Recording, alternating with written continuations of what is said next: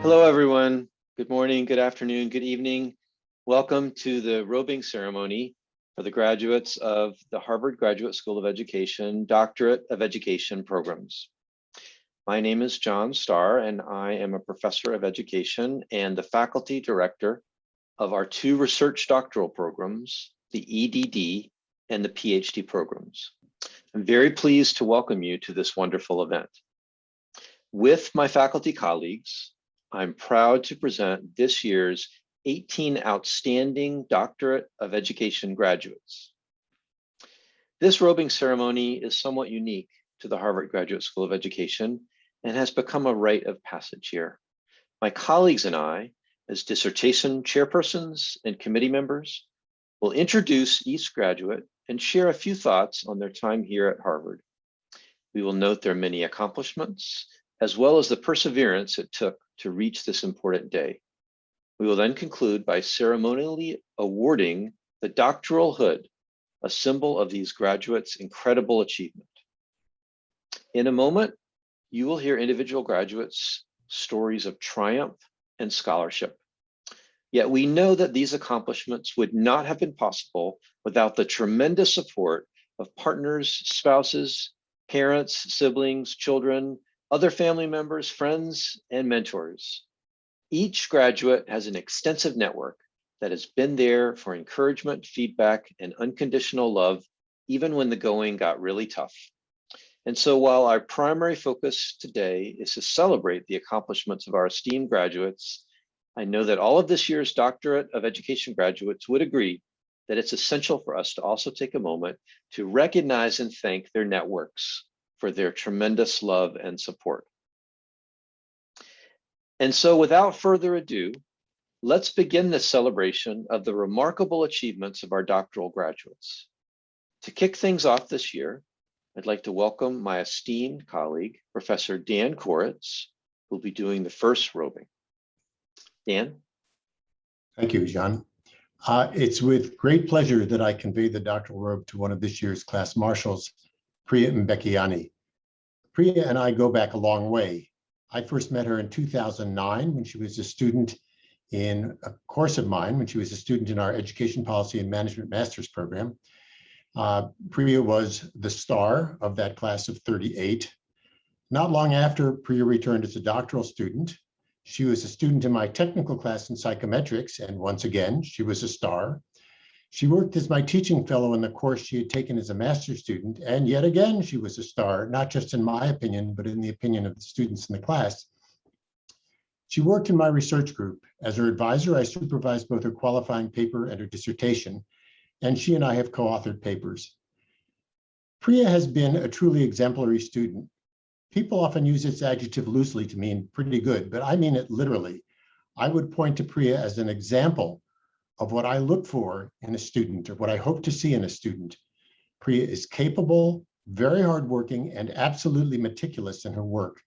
She's intellectually curious, always eager to learn, and always willing to tackle difficult material. She seeks out criticism and responds to it gracefully and productively.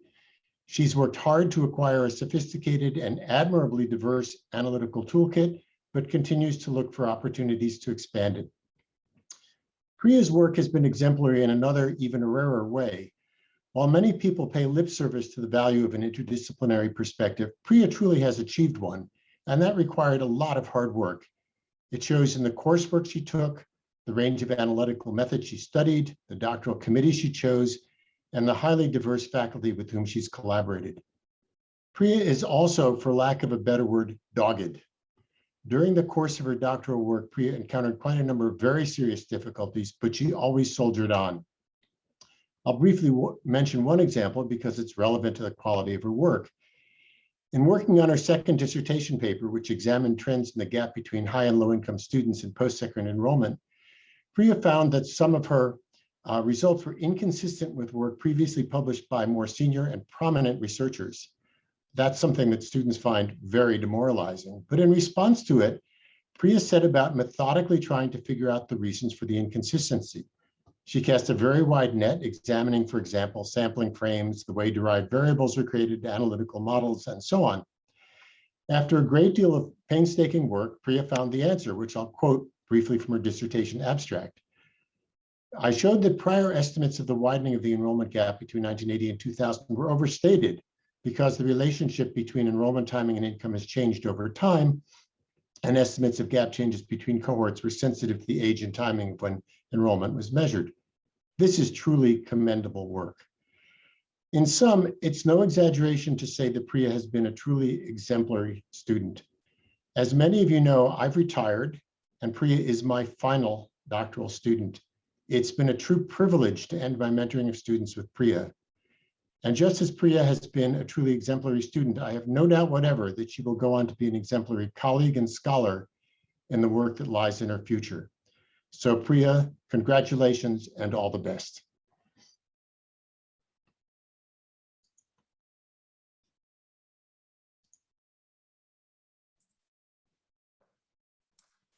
I think I'm next. Yeah, okay. Hi, I'm Stephanie Jones, and I'm honored and delighted to be here to robe Sonia Alves. I first encountered Sonia, actually just her name to begin with, in late 2012, when I was reading through hundreds of doctoral applications. No surprise, Sonia stood out, not only because she had written such a compelling statement and had interests so aligned with my own, but also because she had these letters from Margaret Sheridan and Katie McLaughlin that were so laudatory and so detailed about Sonia's depth of experience in their research lab at the Harvard Medical School. They described how Sonia was managing the super complex lab where they were doing work on child and adolescent stress physiology, experiences of adversity and trauma, and psychosocial outcomes, and how Sonia not only managed the whole enterprise, but was also exceptionally skilled at administering and training others in complex tests and measures, at managing large and complicated data sets and analyzing the data, as well as in cultivating and maintaining critical relationships in the lab and with participating children and families. All of this before starting graduate school. Needless to say, we were very lucky to recruit Sonia to HGSE, and these characteristics have been hallmarks of Sonia's time here. She takes on the most complex and challenging research tasks to get at the questions she's focused on, and at the same time, cultivates and maintains essential relationships of kindness, humor, and grace. Sonia's research echoes her beginnings in the Sheridan McLaughlin lab. She's interested in documenting the links between exposure to adversity and developmental outcomes, and most importantly, in identifying the key mechanisms that link these experiences to outcomes.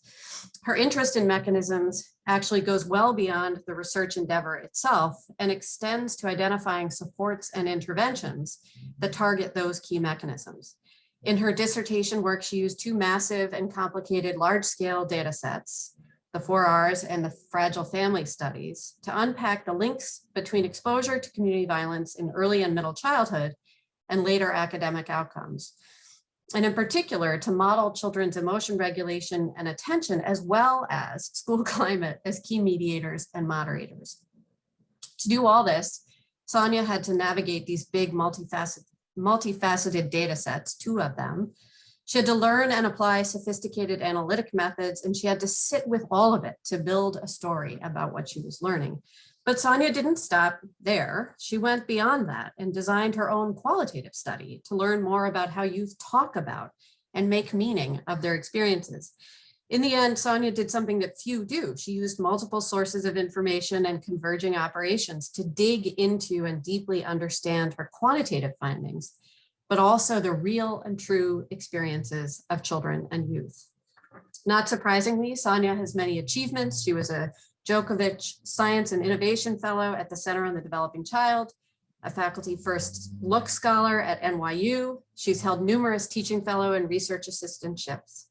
And she'll leave us this summer to start a position at Mathematica Policy Research as a human services researcher with a focus on children, youth, and families. Most importantly, however, Sonia is loved in our community. Gretchen Breon Meisel sent me the following statement.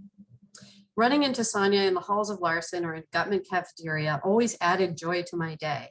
She would greet me with a big smile and a hug, ready to update me on her work, but also careful to ask about mine. This year, though those random run-ins have been impossible, I felt equally uplifted by our Zoom calls. Sonia's generosity of spirit shines through in all that she does. Whether analyzing data or teaching a graduate class or interviewing an 8th grader, Sonia brings a deep, critical love to all she encounters. She is both calming and energizing, somehow simultaneously making us feel better about the world and giving us the energy to move through it. I'm so grateful to have had the chance to learn from and with Sonia over the last 6 years, and I feel lucky to call her a colleague.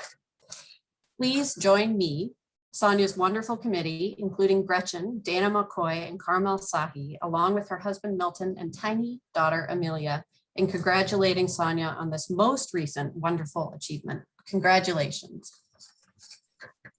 Yay.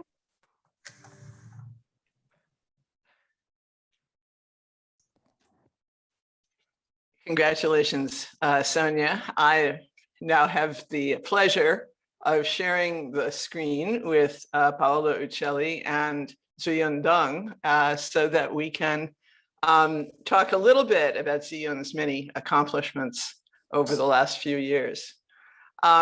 Most students pick a topic for a dissertation and do a couple of studies about it and write it up and move on. Zhiyun, we are grateful to say, took a slightly longer and more circuitous route because she has benefited those of us doing work on language and literacy during her time as a doctoral student, working with us and helping us out to do our own work. Zhiyun picked not a topic, but actually a whole huge research domain, the domain of adolescent writing, with the question of what makes the texts written by middle grade students good in the eyes of their teachers. You need to know that those of us who evaluate student writing basically do it in a holistic sort of way. You know, you get a gut feeling, ooh, this is an A paper, or this is more like a B minus. We don't have very, very specific indicators or features that we're looking at. But Zhiyun has actually, in her 3 large, complicated, in-depth parallel studies, launched and tested 3 different analytic tools designed to get at the question of what are the characteristics of excellent analytic writing. She developed tools for word choice, for grammar, and for the nature of argumentative discourse. And I should mention that Dana McCoy was a huge help to her in thinking about the analytic side of that, and showing how those tools, those measures related to overall quality.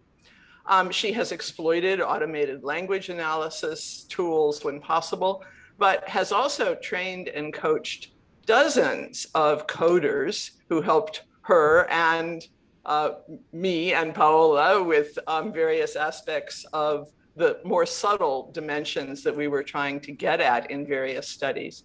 And in the process, I think it's fair to say that she's given many of those coders the kind of experience with research and with research mentorship that led them directly into doctoral programs. Most impressively, she developed a way of conceptualizing argumentation structures, a way that spans both the kind of formalistic structural concerns of language philosophers like Stephen Tolman and the interpersonal concerns of developmentalists like Deanna Kuhn, thus offering a synthesis that can inform both the analytic team at the Educational Testing Service doing assessment of all those SAT essays, and the 6th grade teacher who's responsible for promoting students' ethical and moral development while teaching writing. And her work is so exciting that I could give a very lengthy lecture about it, but we've been asked to be brief. So before I hand off the stage here to Zhiyun's co-advisor, Paolo Uccelli, I'll just distill my admiration into that symbol of brevity, a haiku. Adolescent texts, words, grammar, heartfelt beliefs, all build arguments. And besides all these talents, Zhiyun is the ever smiling, as you can see, and super research team organizer, always ready to cheer us up, even during the most difficult moments for the world and for her. Thank you, Zhiyun, especially for all you've contributed to our Language for Research, for Learning research team. For more than a year, you've organized us across 5 continents and 7 countries, from Australia to Colombia, including Spain, China, and others. Just finding a time for all of us to meet was a huge challenge. In addition to coordinating our research across borders brilliantly, you've also made us laugh at every meeting, even in those in which we were all about to cry these past months. You bring a unique light to your research and to your teamwork and to your leadership style. So my last piece of advice to you and to all your graduating peers as you transition into your independent careers is trust your brilliance. Congratulations, Dr. Den. Thank you. Thank you, Catherine and Paula. Thank you all. Congratulations to you. And I think we hand it off now to Sarah Dryden-Peterson. Great. Thank you so much, Catherine and Paula. It's wonderful to see you all. My name is Sarah Dryden-Peterson, and today I'm delighted to be celebrating and robing Dr. Zora Feyzi. The title of Zora's dissertation is Drop by Drop, a River is Formed, Community and Education in Kabul, Afghanistan. The title of her dissertation is an Afghan proverb, in Dari, Katra Katra Darya Mesha, drop by drop, a river is formed. This idea of the formation of something sacred, like life-giving water from each small piece that is indivisible from the whole, is not only core to Zora's doctoral research, but to the journey that has led her here and that has sustained her throughout. The river that flows with her and to whom she is grateful includes her parents, Adela and Aziz Faizi, her relatives in Afghanistan who nourished her during her dissertation fieldwork, particularly her aunt, uncle, and grandmother, her Harvard community, including the Moana Lab, those who have been treasured teachers along the way, Dr. Amory, Ms. Clapham, Dr. McGowan, Dr. Robinson, and her committee, including Sarah Lawrence Lightfoot and Dana Birdie, and the teachers and students and families who welcomed her and taught her about their community. Zora, your dissertation study probes the processes by which community is formed and opportunities for learning are created. Deeply contextual and full of your generous listening, especially to teachers, parents, and children, your work demonstrates how trust and relationships built from and through cultural practices and ways of being, through Islam as an encompassing way of life, create senses of belonging within community and within schools that are mutually reinforcing. As you adopted these same practices in your approaches to research, you wondered, you rethought, you reimagined, and you pivoted in your questions, your frameworks, your methods, long before pivoting became a thing in the privileged world. You situated yourself in a school and community where, as you say, everyone had a story of displacement. Through your work, you teach us to see uncertainty and recreation not as blips and disruptions, but as integral to the processes of community and learning constantly in the making. Zora, the very first time we met in the basement of Gutman, you were unsure of this place and how you could see yourself into the community and learning processes of it as a Muslim woman, as an Afghan, as a critical scholar, around HER tables, in classrooms, leading students in rich discussions, supporting students through their vulnerabilities at the Writing Center, in your questions and shared ideas. You have written and spoken and become yourself into this place, shown us the community and the learning constantly in the making. We, your community, your river, Dr. Zora Feyzi, we've been delighted to learn from you, and we are so very proud of you. Congratulations. Thank you, Sarah. Thank you, everyone. And I'd now like to introduce our next advisor, Professor Jimmy Kim. Thanks, Sarah.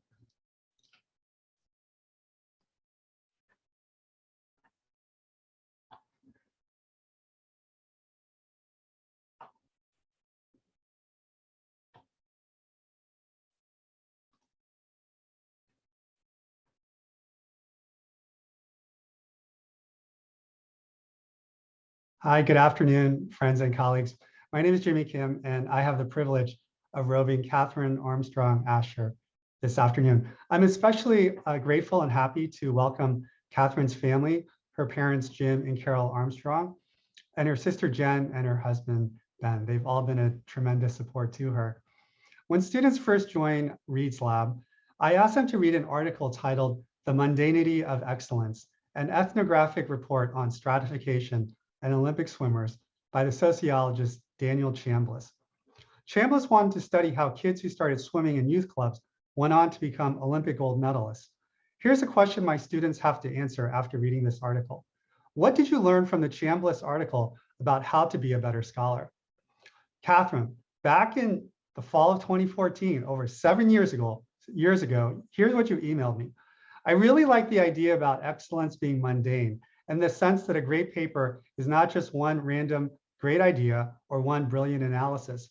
It reminds us that every little thing we do can be a step to something great. And it's altogether fitting that we make this analogy between success in PhD studies and swimming because you excelled in your graduate studies and you are also a competitive swimmer. So let me celebrate 4 ways in which Catherine is mundanely excellent. First, Catherine is faithful. One of the small steps towards doing great research is doing what your advisor asked you to do, even if you didn't collect the data and you had no say in the research question.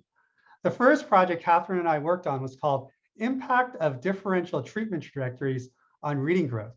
You performed a lot of mundane tasks, and it ultimately did not culminate in a journal article.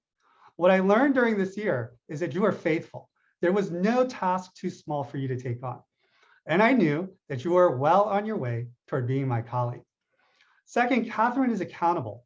In my research lab, we all love working with Catherine because she keeps commitments to herself and to her colleagues. For one of her dissertation studies, Catherine and her colleague Ethan Scher worked on a large field experiment that used a factorial design to maximize the effectiveness of a parental text messaging intervention. To do this work well, Catherine had to organize a detailed research plan with her colleagues, consult with other leading experts, work with our tech team to ensure accurate delivery of thousands of personalized texts, and then clean up the data for analysis. Catherine, you performed admirably in your role as co-PI because you followed through on your commitments to yourself and your team. Third, Catherine is teachable. Catherine, did you know that we have worked on 3 revise and resubmit decisions during your graduate studies? And you are always teachable, using tough criticism and feedback to make the final paper excellent. And finally, Catherine is self-forgetful. She doesn't think about how much credit she gets or public acclaim. Many times, Catherine has said to me, Jimmy, I just like being a team player. I'm fine being in the background, leading from the back and serving others. That's because Catherine is humble. Humility, as C.S. Lewis once said, is not thinking less of yourself. It's just not thinking of yourself. It's about losing yourself in the greater mission behind the work. And for Catherine, that greater mission is using research to build a more just and equitable society. Catherine, congratulations on all your many accomplishments here on Appian Way. It has been an honor and privilege working with you and serving as your advisor and seeing you grow into an excellent scholar. This fall, Catherine will assume her new role as Assistant Research Scientist at the University of Michigan. And I am certain that your colleagues will be supremely blessed by your excellence as a scholar and by the goodness of your character. Now I'd like to welcome my colleague, Monica Higgins. Thank you, Jimmy.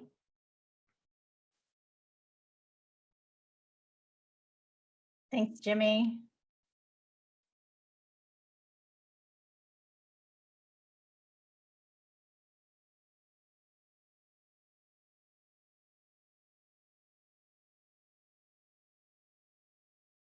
All right, so I'm Monica Higgins, and I am honored to celebrate Tiffany Brown's accomplishments today, along with faculty members Jal Mehta and Lakshmi Rumarajan, and all of us here at HGSE and on this call. Tiffany would like to thank her parents, her family, and her friends and professors all along the way at Georgetown, Teachers College, and HGSE, who challenged her to think more critically and deeply about her work and its place in the world. To celebrate Tiffany's accomplishments, I thought I'd share with you 3 flashbulb memories. You know, the kinds of memories in which you can literally remember exactly where you were when they happened. Okay, so the first flashbulb memory was when I was driving home and talking to Tiffany on the phone, and she said, "I have this idea. Have you ever heard of Chris Argyris?" I remember exactly where I was, and this was a brilliant insight. You see, ages ago, organizational scholar Chris Argyris had this theory that's now famous about what he called double loop learning, the idea that true adult learning happens when you question your own assumptions, not just address the symptoms of a problem. So Tiffany wanted to study double loop learning, or the lack thereof, in practice. And her hunch was that teachers' ability to engage in double loop learning could be extremely powerful, particularly in minoritized settings in which the need for differentiated practice is great. And yet the skills and mindsets for challenging one's assumptions are often lacking. It was this sharp connection, and it definitely was a sharp connection. It was one that made her dissertation work powerful. So the second flashbulb memory, this is really fascinating.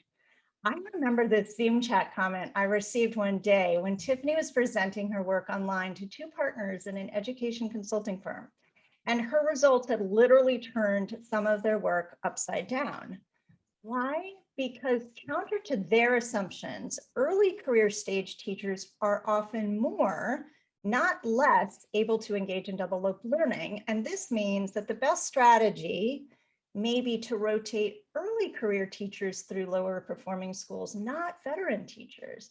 That was a surprise finding that had immediate implications for practice. Yes, fascinating and valuable. Third is not one, but many memories of Tiffany saying this past year, "I'm not going to lie to you." Tiffany is someone who is honest to the core. And that's one of the things that I admire most about her work and about her as a person. Tiffany listened to the teachers she interviewed without any assumptions about where they were coming from, not race, not age, not status. And then she coded her data bottom up in excruciating detail, staying true to the data. And as an advisor, I am incredibly grateful for Tiffany's honesty and intentionality throughout. Thank you, Tiffany, for producing such powerful and fascinating research and for challenging us to rethink our own assumptions about teacher learning. I'm not going to lie to you, Tiffany. This was brilliant work. Congratulations, Dr. Tiffany Brown. And now it is my honor to pass the baton to our Dean, Bridget Terry Long, who will celebrate Monica Chan. Thank you, Monica, and congratulations, Tiffany. And there is Monica with her bright smile. It is truly a pleasure to be able to present the doctoral hood to Monica Chan. So I first met Monica years ago. We go way back. I met her when she completed her master's degree in the HGSE higher education program in 2011. She took my class and she was a complete bright spot. It was a course that focused on issues of post-secondary access, affordability, and success. And we connected based on our mutual interests on these topics. And then we continued to stay in touch after she graduated and she became Director of Policy and Research at the New England Board of Higher Education, or NEBI. At NEBI, Monica gained a strong understanding of the complexity of higher education systems and the challenges students face. And I was so glad when several years later that I was able to welcome her back to HGSE into the Ph.D. program, carrying with her new insights and experience that she could bring to her work. As a doctoral student, Monica has explored issues of affordability in higher education, but she first began by taking an incredibly challenging sequence of economics and quantitative methods courses, and I so admire her perseverance through that work. But it certainly prepared her for her work with large data sets, focusing on issues of financial aid and college student outcomes. Eventually, Monica decided to focus on the central question that motivated her dissertation. With substantial unmet need due to insufficient financial aid, how are students paying for college? The answer for so many is employment. And yet there are a number of questions and puzzles continuing about the role of student employment and the effects of student employment on a range of outcomes. Does the nature and intensity of student employment influence the effects on students, and if so, how? And what is the role of federal policy, specifically the federal work-study program? And then how do we explain the fact that student employment rates have actually declined in recent years, even though concerns about college affordability are at an all-time high? Monica's dissertation addresses a number of these important questions. First, she examines trends in student employment to discern the factors that drive work decisions. Using decomposition methods, she studies how student employment relates to background and other factors. The second part of her dissertation investigates the impact of employment on student outcomes using administrative data from the higher education system in Kentucky. By exploiting differences in the amount of federal work-study funds awarded to an institution, she compares similar students who receive larger or smaller subsidies due to the year they happen to enroll, which is also tied to the likelihood of working on campus and how much time is devoted to such activities. With Monica, working together with her other committee members, Eric Taylor and Chris Avery, she was so diligent. I always remember in my meetings with her careful listening, but if you know Monica, always with that bright smile, even when the to-do list was growing longer. Monica, we have been lucky that you've shared your research at several competitive research conferences, including the Association for Education, Finance, and Policy, and the Association for Public Policy Analysis and Management. And that when you worked on this research, you were also balancing other things, such as working with the Massachusetts Department of Higher Education, among others, on various projects. I would be remiss if I did not mention just how important Monica has been to so many students at HGSE. She's been a wonderful teacher and support, always available to provide advice, guidance, and feedback. She's been an outstanding teaching fellow in a range of courses, including the Pro Seminar and higher education. And so as we send you out into the world, I know we're very lucky that we're sending you to UMass Boston, where Monica will begin as an assistant professor this September, and where I know your students are absolutely going to love you as well as your colleagues. Monica would like to thank her parents and her husband, Doug, as well as her many, many friends and supporters. And again, I'd like to recognize my faculty colleagues who also served on the dissertation committee, Professors Eric Taylor and Chris Avery. And so it is my great, great pleasure to present Dr. Monica Chan. Please join me in congratulating Monica. Congratulations. And so now I would like to introduce Natasha Weraku, who's going to present the doctoral hood to Nadira Foley.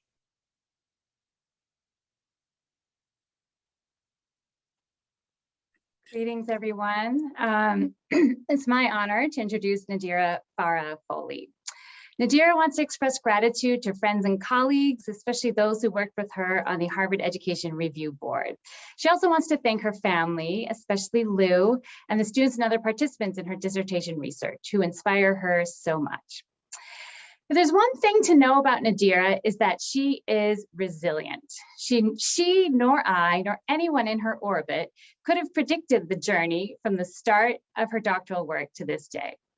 But anyone who knows her knows that Nadira has shown not just fortitude and resilience, but unwavering intellectual curiosity, grit, and a hearty amount of good cheer. She's overcome obstacles of health, an abrupt end to her in-school fieldwork, and I'm sure other obstacles I don't even know about. She faced the twists and turns of life with seemingly endless energy. A trip to India before surgery, a shift in her research when COVID-19 required it, and on and on and on. Being around Nadira can make you feel like you are at the center of an exciting swirl of cosmic energy, one in which tweets morph into columns in the New York Times. Brief written feedback turns into a read-written literature review, not just of a paper, but of a whole dissertation. And office hours appointments turn into wide-ranging, hours-long conversations that leave you excited for the next one. For her dissertation, Nadira investigated how class is addressed in an upper middle class suburban school community. She wanted to understand the experiences of low-income students attending school in a well-off suburb. This is an incredibly important study given the growing number of poor and working class families living in American suburbs and the relative lack of scholarship on their lived experiences, especially compared to the scholarship on urban poverty. The economic insecurity and class-based exclusion experienced by the low-income students Nadira met was undeniable. Their social networks were divided by class, they felt unwelcome on the north side of town, and they often went hungry. Still, low-income students rarely identified as economically disadvantaged, and their teachers did not often consider disadvantages associated with lack of financial resources either. This is a distinctly suburban story. Even students experiencing food insecurities saw themselves as not poor, in part because to live in the suburbs means, in our popular imagination, that one does not experience class-based hardship. To her surprise, Nadira found that students and staff alike were much more comfortable speaking of racial disadvantage. That is, they frequently invoked discourses of racial inequality, even when class seemed more salient or salient in addition to race. This finding is an important contribution to the research on colorblindness, which documents just the opposite. Americans, including teachers, avoiding race talk by pivoting to class. We've all heard it. It's not race, it's class. But what Nadira found in this instance was the reverse and is an important finding. But this is not the end of this story. When the COVID-19 pandemic hit, Nadira quickly pivoted and began following the community's responses and fraught decision-making around how and when to open schools.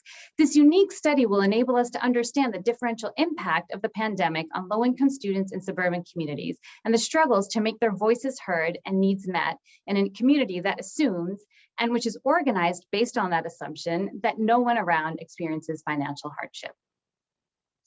Mario Small, professor of sociology of Harvard, was on Nadira's committee. He described Nadira as an unusually mature and thoughtful student, asking far deeper questions about her topic, her methods, her assumptions, her possible contributions, and even the very nature of academic discourse than others at her stage.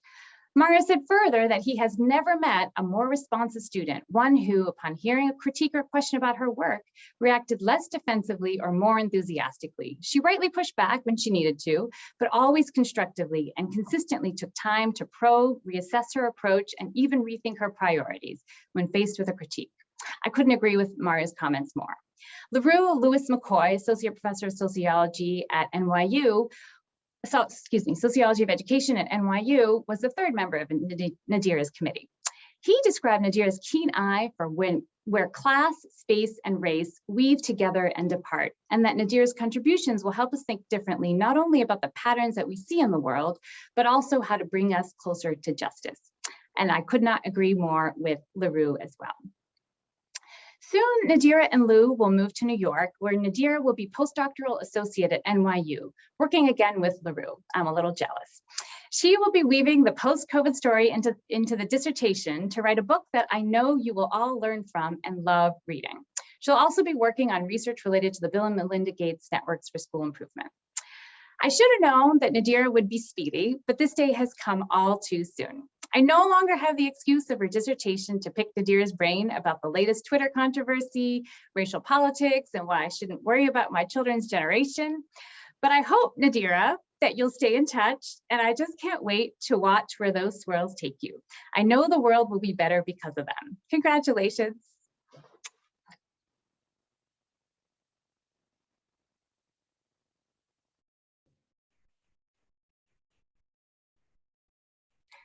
And now I want to introduce Dana McCoy. Hi, everyone. My name is Dana McCoy, and it's my honor to present Dr. Emily Carroll Hanno. Emily and I both started at HGSE at the same time in the fall of 2015. And at some point that year, Emily emailed me asking if she could stop by my office to chat about some analyses that she was planning related to our shared interests in early childhood education. And although I had accrued exactly 0 mentorship experience by that point, I said, sure, I had to know more than a first-year PhD student, right? Wrong. By the time we were about 30 seconds into that meeting, Emily had already described to me in literal Greek a perfectly laid out multi-level regression model. I had nothing to add other than my hope that she would come back to meet with me again. I am grateful that she did. Over the past 6 years, I've had the pleasure of watching Emily grow and flourish as an exceptional applied developmental scholar. Emily's work sits at the intersection of quantitative methods and developmental science. Her dissertation, which was also supported by Professors Stephanie Jones and Noni Lasso, moves past the traditional dialogue in education to understand not just whether early childhood professional development works, but how it works and for whom it matters most. Her first 2 papers leverage exceptionally creative and innovative applications of advanced quantitative methods, including growth mixture models and teacher fixed effects. And as though this weren't impressive enough, for her 3rd paper, Emily decided to execute her own randomized experiment of a teacher text messaging intervention that, oh, by the way, she also developed herself, leveraging best practices from behavioral science, as well as practical insights from her time as a Head Start teacher and coach in Houston, Texas. This work showed positive effects on teacher self-efficacy and literacy-related practices and exceptionally strong benefits for teachers who lacked alternative professional development supports. During her time as a doctoral student, Emily has been tremendously productive. She has already published a number of first authored publications in top journals and earned prestigious fellowships from the university and federal agencies. And while impressive, her increasingly long CV is not what she will be remembered for by those she leaves behind at HGSE. Instead, Emily will rightfully be remembered as an exceptionally passionate, persistent, creative, and generous scholar, teacher, mentor, and friend. Since her dissertation defense last fall, Emily has been working as a postdoctoral researcher at the Saul Zantz Early Education Initiative here at HGSE, where she has continued her work with Stephanie and Noni to generate theory-driven, practice-relevant, empirically rigorous research on early childhood education in the state of Massachusetts. Stephanie and Noni have these words to share with Emily. Roses are red, violets are blue. We love you, Emily, and congratulate you too. Thank you for your kindness, your support and expertise, your stamina on Elsa, Zantz, minor things like these. Most of all, we're grateful in the midst of this mad zoo to know that we'll be moving forward, but still not losing you. Emily is joined here today by her husband, Elias, her parents, Dennis and Sue, her brother, Ted, and his family, Sam, Ella, and brand new baby Camden, who was born just in time to celebrate with us today, as well as her in-laws, Karen and Benigo, whose collective support I know has meant a tremendous deal to her, not just over the past 6 years, but throughout her life. Emily, you are a force of nature. I am so honored to have walked beside you and to have learned from you over these past 6 years. Thank you.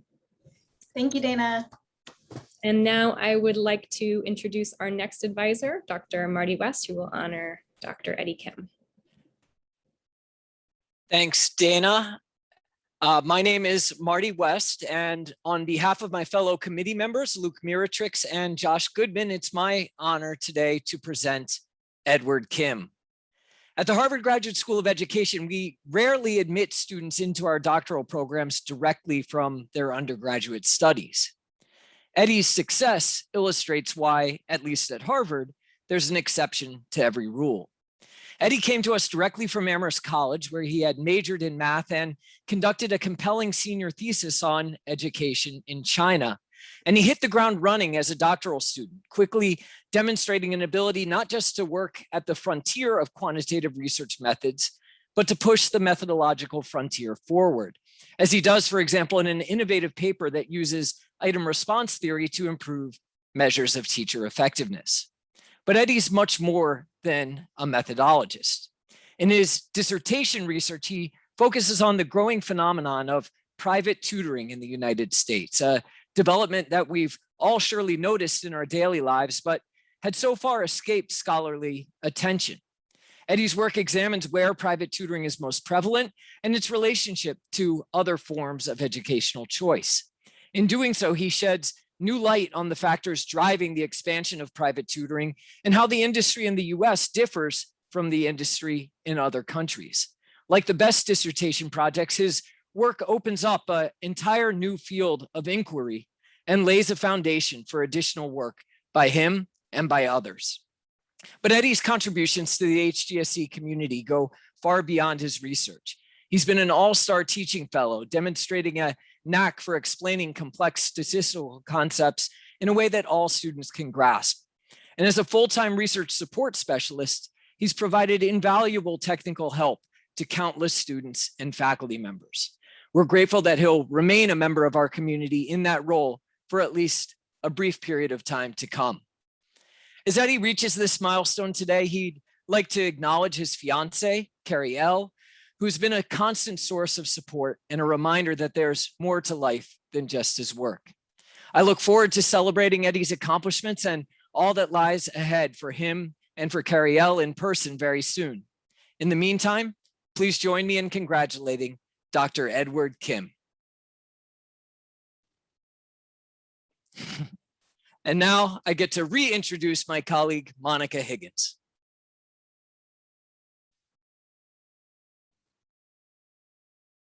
Hi, everyone. My name is Monica Higgins, and I, along with faculty colleague Julie Rubin and committee member Dan Radhadny from USC's Marshall School of Business, congratulate you, Amal, on this incredible accomplishment. Amal would like to thank his family, his parents, Anurag and Nupur, and his brother Tumnaj, and his wife Aparna, and mentors, friends, and family, too many to name individually, for their love, support, and encouragement during his doctoral studies. Today, I'd like to draw upon Amal's dissertation to celebrate him. Amal wrote a 3-paper dissertation called Organizational Identity and Higher Education Governance in California from 1960 to 2011. Today, I pull 3 themes from these 3 papers to celebrate his journey. In Amal's first paper, he concludes that the failure to adopt a consistent organizational identity can render an organization powerless. This idea that one must navigate many identities over time is something that Amal himself has had to do while here at Harvard. You see, his work inhabits the intersection of history, higher education, and organizational theory. 3 identities that rarely overlap and sometimes even collide. However, Amal has been unafraid of this complexity. He is an active, not passive scholar who crosses boundaries in a way that's truly unique and valuable. In another dissertation paper, Amal writes about academic drift and identity. He concludes, quote, I find that the impetus for academic drift within the California State University system stemmed not from a pursuit of prestige, but from a sense of perceived injustice. I pulled this beautiful sentence for 2 words, drift and injustice. One of the most impressive aspects of Amal's journey has been the lack of drift in his own work. Looking back at his application to the program, Amal wrote, quote, I seek to undertake doctoral work that stems from the understanding that these higher ed institutions and the individuals who comprise them are the vehicles through which public policy can deliver success to students living in low-income communities. Amal has always kept a keen eye on understanding higher ed institutions and their role in bringing justice to society. Finally, in the last of these papers, Amal argues that a focal event is critical for an organization to cohere around a true self, to make sense of the multiple identities they must negotiate. Well, Amal, we can definitely say that this Now Your Graduation is a focal event, and only you can decide how coherent your various identities feel to you right now. Please know that all of us here feel so very honored to have been part of your doctoral journey. You have done impressive work, crossing boundaries with your focus on social justice, and you have done so in a way that has created a coherent piece of scholarship, an identity to be proud of. Congratulations, Dr. Amal Kumar. And now it is my honor to pass the stage over to Gigi Luke, who will celebrate Sevilla Leon Guerrero. Thank you, Monica. Good afternoon, I'm Gigi Luke. It is my honor to present to you today, Dr. Sevilla Leon Guerrero. Joining me to celebrate Sevilla's achievement today are Professor Paola Uccelli and Professor Eleonora Rossi. As committee members for Sevilla's dissertation, we watched Sevilla acquire new skills, dive into the literature of syntactic processing, and synthesize 3 highly technical studies. And I'm not kidding. I met Sevilla when she joined the Mind-Brain Education program at HGSE in 2012. As a longtime educator in the Mariana Islands, Sevilla came with a wealth of experience and knowledge from classroom where students learn academic content through English, a second language that many of them are still acquiring. Armed with the practical experience, Sevilla was determined to leverage developmental psychology, psycholinguistics, and cognitive neuroscience methods to examine the developmental and learning process among linguistically diverse learners. Now you may wonder, how may these disciplines add to what we already know about multilingual learners? Well, in research, we know that there has been abundant evidence showing that there are differences in their learning outcomes. However, using these interdisciplinary methods, Sevilla was able to probe into the developmental and learning process that led to these outcomes. In her dissertation, Sevilla conducted 3 studies, each with a distinctive cognitive neuroscience method that takes months or years to learn. And she intended to drive the conversation away from what learners achieve to how did they achieve. The mindset is very important because comparisons are relative, always leaving some learners being inferior to others. And Sevilla thinks it's meaningful to acknowledge differences in outcome, but that's just a starting point. It is more significant to focus on the process, shifting the discourse to be more inclusive of and respectful to learners' linguistic, social, and cultural characteristics. Now, for those of you who have worked with Sevilla as a teaching fellow or as a research partner, you will confirm that she is genuine and selfless when it comes to supporting her peers. She always, I mean always, consider other people's needs first before her own. Her unconditional support for her peers cultivates a collegial and warm environment for everybody who is willing to commit to a project, to working with her. Aside from her high caliber intellectual mind, Sevilla has many admirable attributes. She is extraordinarily humble, patient, soft-spoken, and never raises her voice for others to listen and learn from her, even when she is in a room full of kindergarteners. Sevilla would like to thank her family, especially her mother, Kasmi, her children, Selena and Jesse, and she appreciates all the support from her cohort and colleagues at HGSE and beyond. And she also would like to acknowledge the many mentors who have guided her way and supported her through the journey to today. It has been a pleasure working with Sevilla, and I look forward to celebrating more success with you in the future. Please join me to congratulate Dr. Sevilla Leon Guerrero. Thank you, Gigi. The honor is really all mine. Thank you, Sevilla. Next, please join me in welcoming Professors Andrew Ho and Luke Miratrix in presenting Kristen Lishworth. Sophie Litchworth. Yes, thanks. Thank you, Gigi. It's great to see you. I am honored to introduce the psychometrician, the statistician, Sophie Litchworth, who came to us from Barnard and Georgetown and from the Urban Institute and MDRC here to the real and now the virtual Harvard. I have worked with Sophie as a researcher and as a teacher, and I have been consistently grateful for her keen insights and her sharp recommendations. In her scholarship, I see in Sophie a detective trying to understand and model patterns in test score data. Her detective's instinct is evident in Sophie's first dissertation paper, where she observes that test score distributions that appear unusual may be the natural consequences of policies that allow selective rescoring and retesting. This gives rise to what I think we should name the Litchworthian test score distribution that I've actually illustrated and modeled here. You can see that there's a little spike near the cut score that allows retesting that you can see in my felt.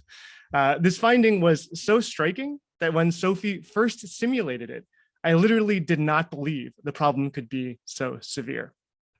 Like a good detective, Sophie shows how we can guess from the existing distribution what the original might have been. I will pass the virtual microphone to my colleague and Sophie's co-chair, Luke Miratrix. Meantime, on behalf of Sophie's third committee member, Eric Taylor, and the entire HGSE family, I am so pleased to welcome into this community of scholars, the detective, Dr. Sophie Litchworth. Luke? Thank you, Andrew. There are so many reasons I've loved working with Sophie, but as an academic, I have to start by talking about why her work is excellent. And in short, her work is excellent because she does not take the easy way out. Her second chapter was born from a policy question of how the state provides education plans for those who do not satisfactorily pass their math exam. Simple enough question, you can use regression discontinuity design, just think fancy statistics, to answer it. But her problem was different from typical because there's multiple schools in Massachusetts. Many would have just skipped this and ignored that nuance, but not Sophie. Instead, she wanted to understand how the schools implemented the policy differently. Methodologically, this posed an important question. And the question is, how do you do that? So to answer that question of how do you do that, she dug and iterated and has emerged with great answers, both the original questions she was trying to answer and how to do this thing in general. This is going to be a real go-to resource for so many researchers. Her third chapter, I must mention because it captures Sophie so well. In brief, it came to be as follows. Sophie got mad about people were talking about something in an inconsistent and incoherent manner. Cut points again, in this case, how people justify regression discontinuity. So she had the training to see how psychometrics could make this conceptual error readily apparent. So she wrote it down, the end. So Sophie is really a force to be reckoned with. I assume this is comes from her honoring her great-grandmother who graduated with her master's back in 1919 and the subsequent long line of, as she puts it, sewer socialists and feminist troublemakers. It is in her blood. I really appreciate all she has done for me in my lab and Andrew's lab, from consistently reminding me of all the weirdness of any power differential in our meetings, to moving us towards greater lab equity, yay equity cake, to asking why what we do matters. She made all the work around her better by engaging with it, and that is a real gift. Anyway, I'm so pleased to have had the opportunity to work with Sophie, and I'm so excited for her next steps, bringing the good word to act. We all should be proud to count her as one of our own. So congratulations, Sophie.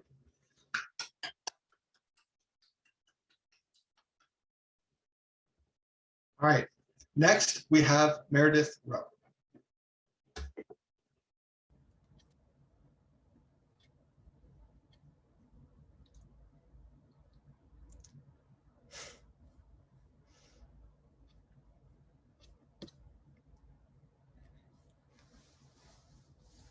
Hello, everyone. I'm Meredith Rowe, and I have the pleasure of presenting So-Yeon Shin. So I vividly recall the first time I met So-Yeon. It was the basement of Gutman Library when she was visiting HGSE after being accepted into our PhD program back in 2015.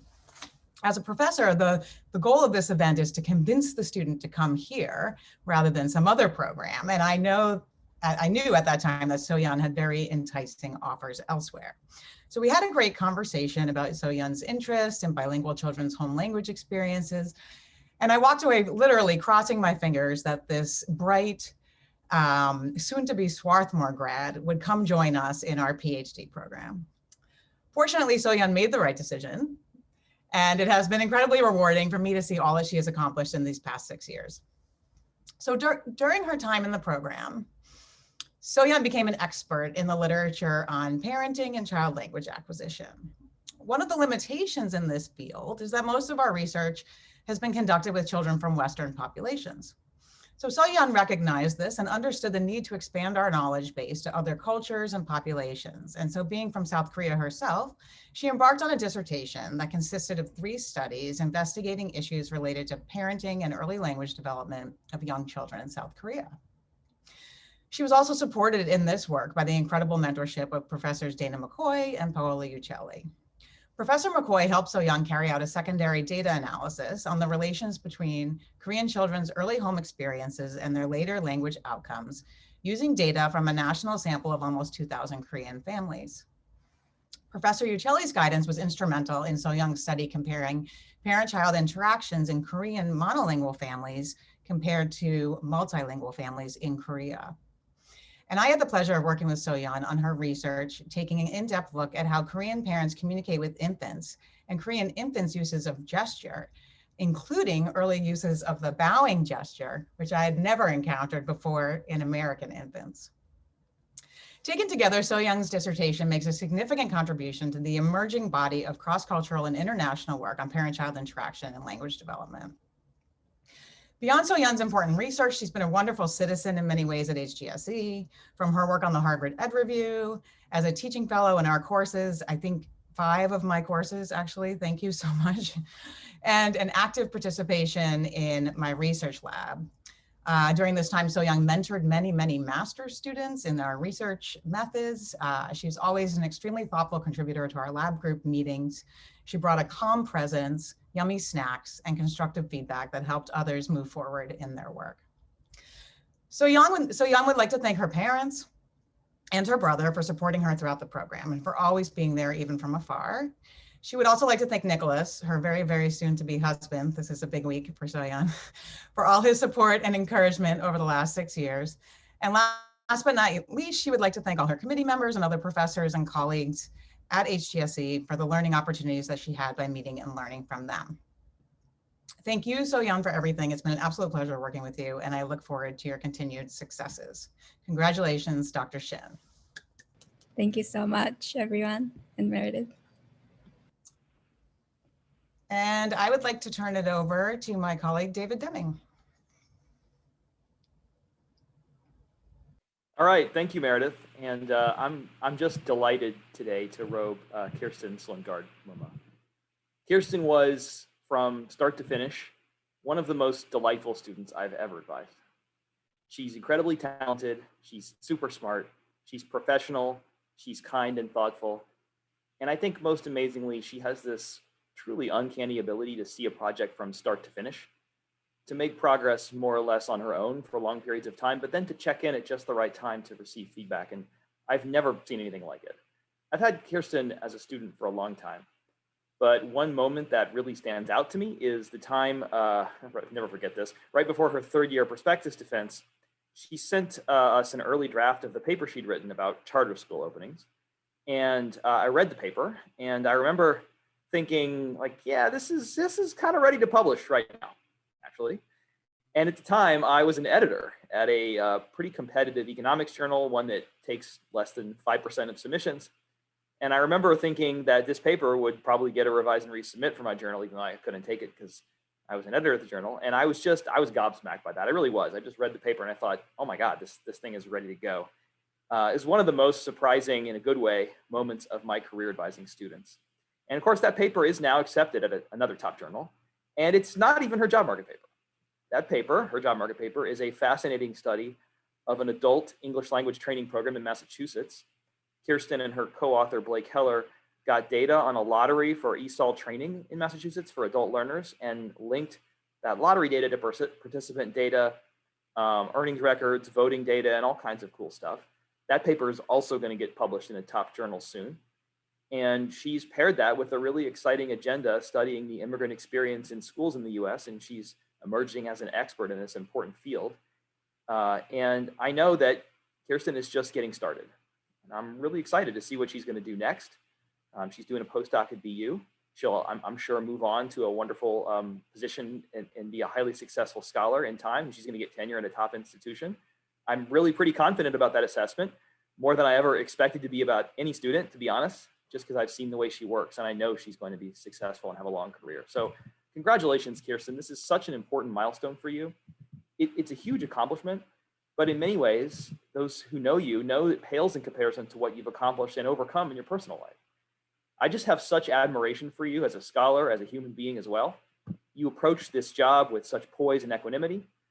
On behalf of the rest of the committee, Marty West and Tom Kane, just want to say congratulations. It's really an unfair privilege that we get to stamp you with our seal of approval as if we're somehow responsible.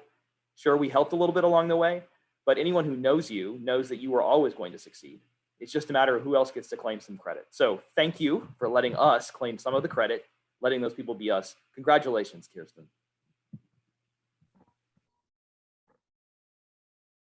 And now I will pass it back to Meredith. And I will ask Gigi to join me. Hopefully, great. And Sarah.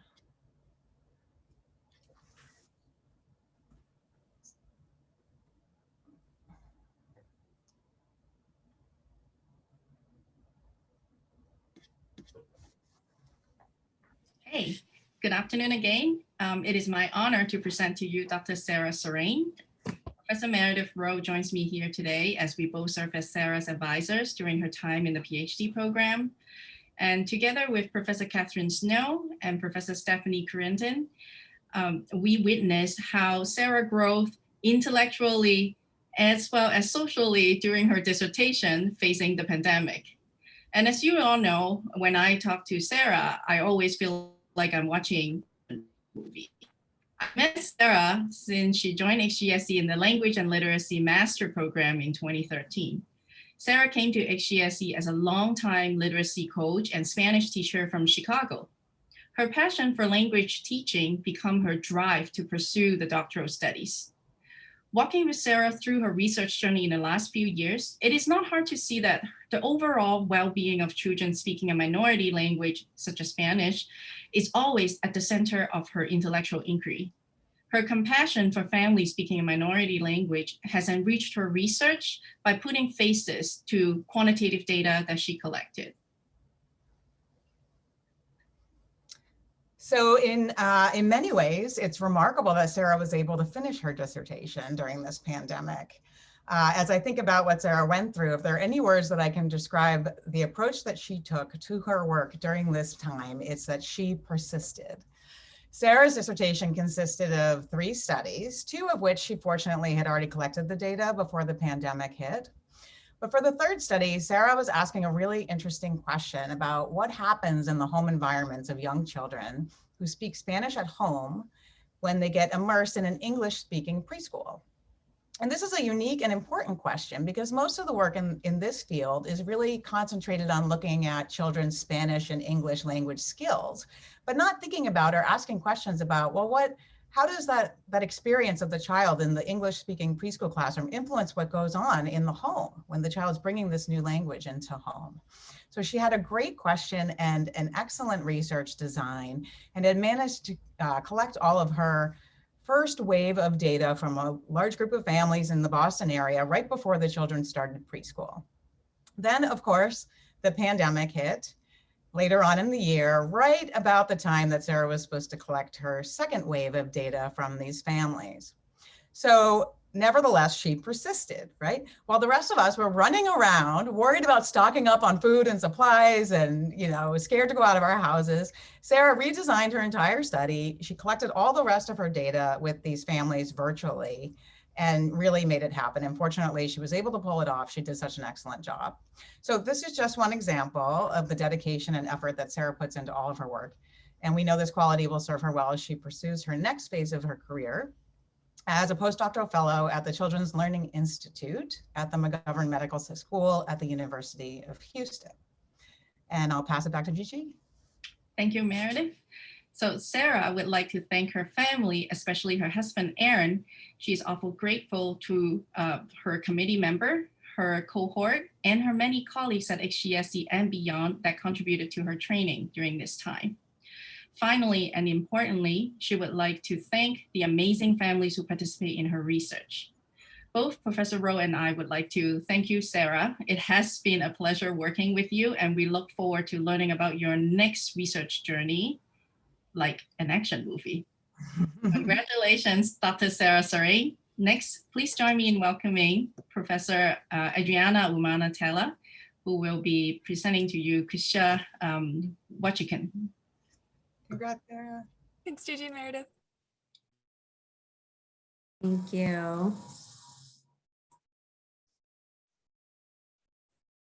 Good afternoon. I am delighted to be with you today to honor Christia Wachikan. I met Christia at an SRCD conference in April of 2017 prior to officially joining the faculty here at Harvard. Christia had signed up for a Lunch with the Leaders event at the conference and sat at my table. We had a wonderful conversation. She told me all about her research interests. She asked about my latest work, and to be honest, got me even more excited about coming to HGSE and working with the students. On that day in April of 2017, however, I had no idea that I was actually meeting the very first PhD student I would graduate here at Harvard. So very special robing ceremony for me as well. Sometime after our meeting at SRCD, Christia reached out again and asked if there would be opportunities to work in my lab. I explained that there would be, but that I would be in South America for most of the year. And so while there would be a lot of work going on in my lab in Massachusetts, I would be leading our Massachusetts team via video conference. This did not deter Christia, which I'm so grateful for, because Christia quickly became an essential member of my lab, and her contributions to the lab and to the field more broadly have increased exponentially over time. Christia joined the lab and hit the ground running. Before the end of that first year, Christia had already conducted a preliminary analysis for an emerging paper idea using lab data. She had gotten a presentation accepted at a national conference, and she had organized a symposium for another conference. She focused her initial work in the lab on exploring how different aspects of adolescents' ethnic racial identities were linked with their attitudes towards engaging with others who were ethno-racially different. This work eventually won a first place award at a subsequent conference focused on youth's character development. It's amazing now to think that back in 2017, we were making all of this research collaboration happen in a virtual world, while Christia was in Massachusetts and I was in South America. I see now that it was great preparation and foreshadowing for the last 15 months of our collaboration, when we worked so closely and only virtually on many papers and on Christia's dissertation.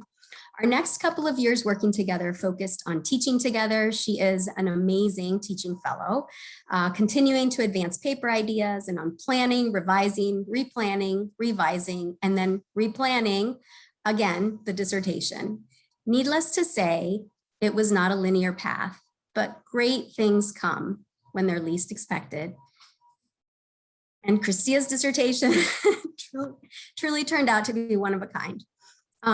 In her first dissertation study, which was submitted to a top-tier journal in March and published by May, I'll add, she demonstrated the synergistic benefits of ethnic racial identity development and positive ethnic racial self-concept for adolescent psychosocial adjustment.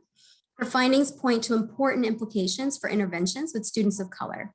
And in her second dissertation study, which could have been the entire dissertation on its own, she conducted the first examination of the mechanisms by which a school-based ethnic racial identity intervention can promote adolescents' well-being.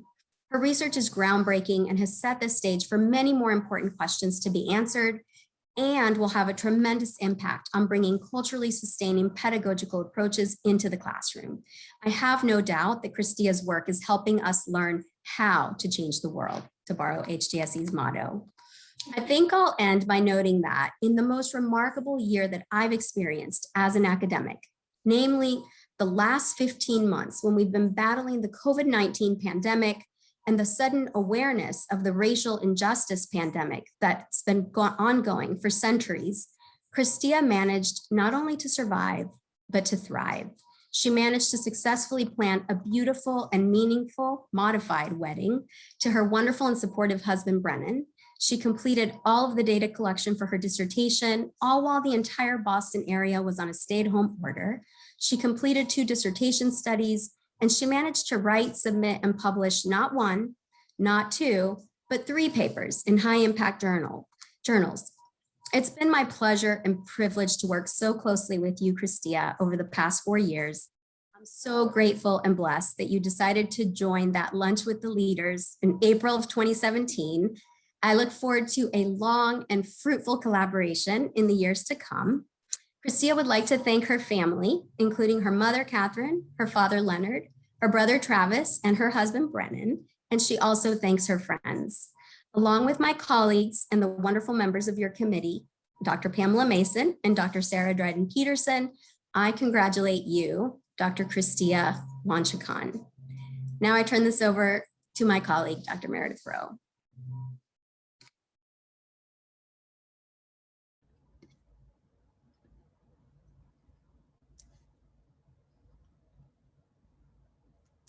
Thank you, Adriana. Hi, everyone.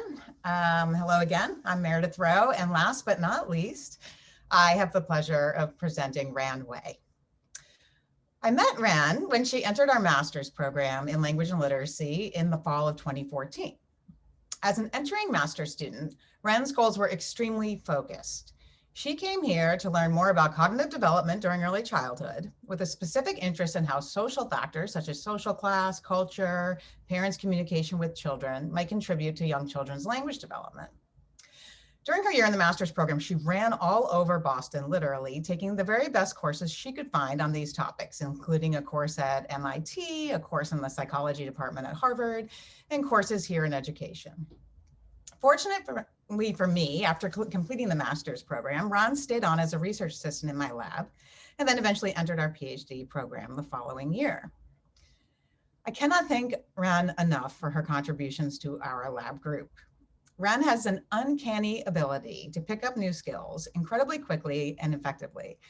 From learning the Pratt software in 2 weeks to conduct this phonetic and speech analysis and create stimuli to our studies, to single-handedly implementing our first eye tracking study of speech processing in the lab, or capturing and editing videos of children's uses of gesture. Ron can do it all, and we all benefited greatly from her skills. Ron is also a very collaborative and helpful peer, who, among other contributions, was responsible for co-creating an interdisciplinary reading group on cross-cultural development that brought together students from across Harvard and beyond. Ron's dissertation was, in fact, a cross-cultural study. I had the pleasure of supporting her in her dissertation research, along with the incredible help of my colleagues Catherine Snow and Paul Harris. Ron's dissertation investigated what we call decontextualized language use in parent-child interactions in China in comparison to families in America. Decontextualized language refers to language that is removed from the here and now. So, for example, you might be talking with your preschooler about something that happened in the past or something that might happen in the future. And to address her questions, Ron single-handedly went to China twice to collect data from a sample of families with preschool-age children. She went and collected data from them when the children were 4, and then went back again and collected follow-up data when the children were 5. She and many of the Chinese students here at HGSE that she mentored spent years processing this data, and there's still more data to process, but she was able to compare the data from China to data that we had from American families. She's got really interesting results showing similarities and differences in how American and Chinese parents interact with their preschoolers. One intriguing difference is that while parents in the two cultures use similar amounts of decontextualized language, the Chinese parents more frequently engage their children and talk about the future, whereas the American parents were more likely to engage in explanatory talk. In addition to being grateful for all the support she's received here at HGSE, Ran would like to thank her parents and her husband, Hui Zhou, for their loving support. Thank you, everything, Ron. It's been an incredible pleasure working with you, and I look forward to our continued collaborations. Congratulations, Dr. Wei. And now I have the pleasure to turn it back over to Professor John Starr, I think, for some concluding remarks. Thank you, Meredith. And everyone, please join me in congratulating this outstanding group of graduates.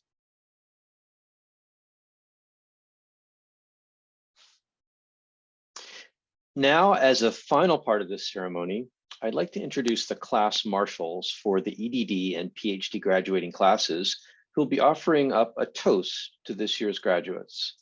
Class marshals are selected by members of each graduating class in the program based on their exemplary leadership, their involvement in the life and mission of the school, and their service to the community. I'd like to offer my congratulations to our EDD marshal, Dr. Priya and Becchiani, and our PhD marshal, Dr. Catherine Asher, both of whom you've already met when they were just robed a few minutes ago. Priya and Catherine, let me turn it over to you now.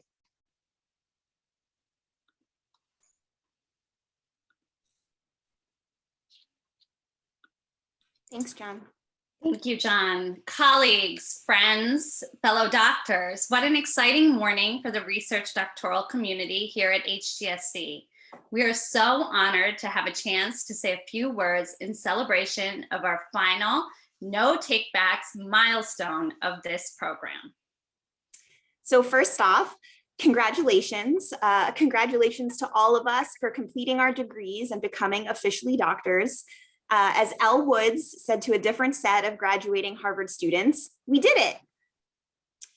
This doctoral journey has been a long one, though some of us have really powered through to finish in 5 years, which is incredibly impressive. But for many of us, we're celebrating years of hard work that happened alongside major life-defining moments. Some of us have had children since coming to HGSE. Some of us have increased our families in other ways through marriage, new friendships, beloved pets. Some of us have moved across the country or across the world to make this program fit with our personal and professional goals. More than one of us have fought and survived personal illness or the illness of a loved one. Others of us have experienced challenges of studying in a foreign country that has not always been welcoming. And not only that, but we did it in 2021, the year after 2020, which, as we all know, was a year that highlighted existing inequalities and challenges and brought its own. In particular, many of us faced obstacles directly related to our scholarly work, whether it be inability to collect or access data, lack of access to childcare, family illness, and closed borders, to name only a few challenges. It has also forced us to find new ways to connect with one another. We are grateful for all the graduates who we are celebrating with today. We are also grateful to the larger research doctoral student community, some who have already graduated, others who are finishing up, and those who are no longer in the program. Doctoral work is curious, and that some of it is a group experience occurring with and defined by our cohort. However, because each dissertation is different, much of it, especially in the last half, occurs individually. The relationships we have with each other have been vital to keeping us sane when the work is isolating and to help us fight through periods of self-doubt. We would love for you, all of you graduating students, to take a moment and think about a time when you felt supported or held up by one of your doctoral peers. Please take a moment and use the chat and share that memory and a shout out to a colleague or friend who's been there for you. So Priya and I talked about it, and we realized that we don't really have any grand concluding thoughts to share with the group. And we thought that the moments and the stories that are being shared in the chat could do a better job than we ever could of expressing our appreciation and our love for this community. So without further ado, please join us in raising a glass or a hand or a smile to the class of 2021. Cheers. And now we turn it back to John to wrap things up.